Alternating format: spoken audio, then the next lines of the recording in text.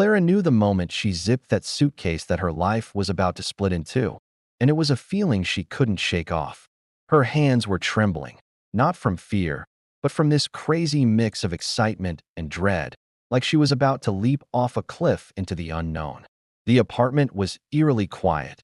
The only sound breaking the stillness was the relentless ticking of the clock on the wall, echoing like a countdown to something big.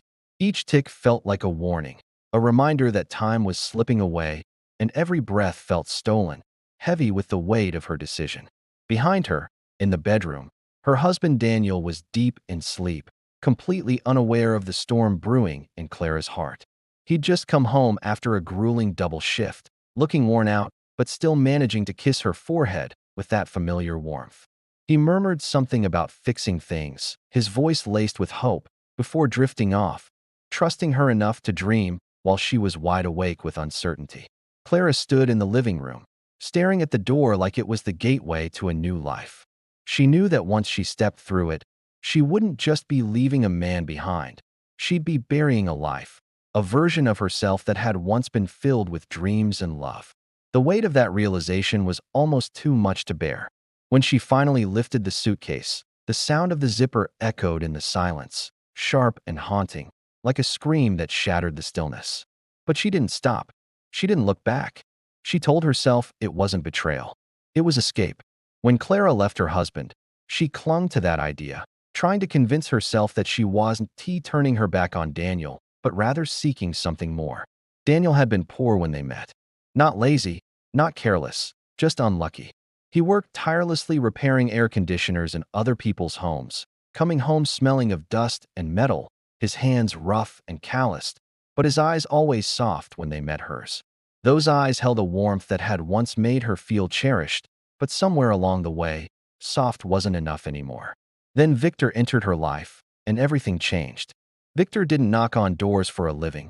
Doors opened for him. He wore tailored suits that hugged his frame just right, drove a sleek car that seemed to glide rather than roar, and spoke with a confidence that suggested the world had already rolled out the red carpet for him. He laughed easily, and spending money was like breathing for him. He noticed Clara in ways Daniel never had time to.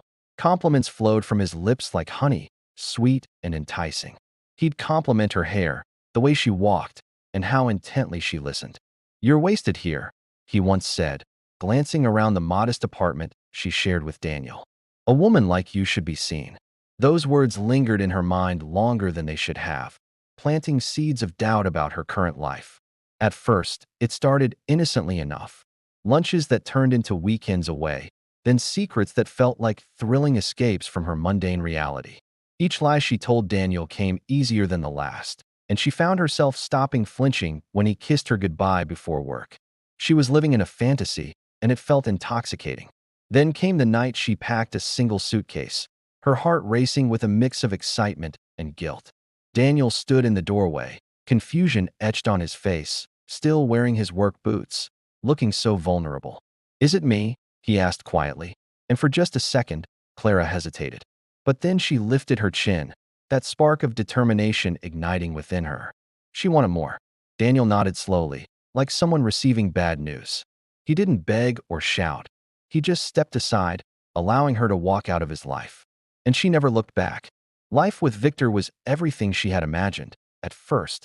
Luxury apartments with views that took her breath away, wine that tasted like berries and secrets, vacations where no one asked the price of anything. Victor introduced her as his woman, and people smiled at her like she mattered, like she was part of something grand. It was a high she had never experienced before. But soon enough, the glitter started to fade.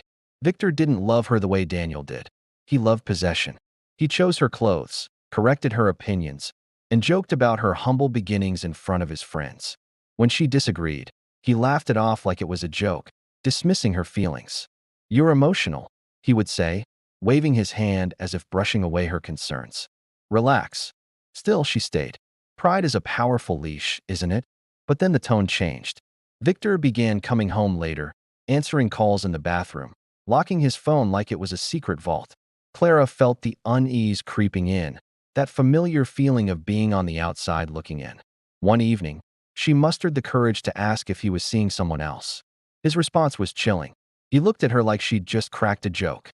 Don't be dramatic, he scoffed. 2 weeks later, he didn't even bother denying it. He sat on the edge of the bed, adjusting his cufflinks, his gaze avoiding hers like she was a ghost. This thing between us has run its course, he said, and Clara laughed at first, thinking he was joking.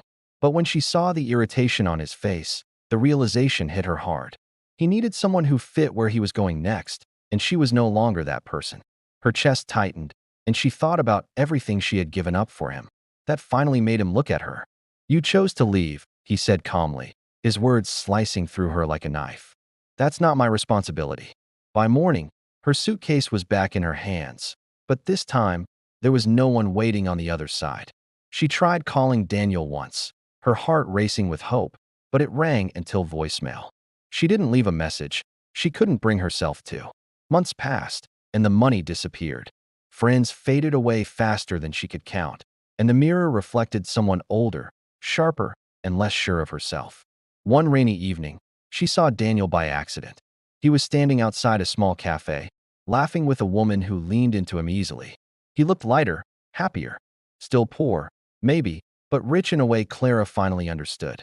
He didn't see her, and she didn't call out.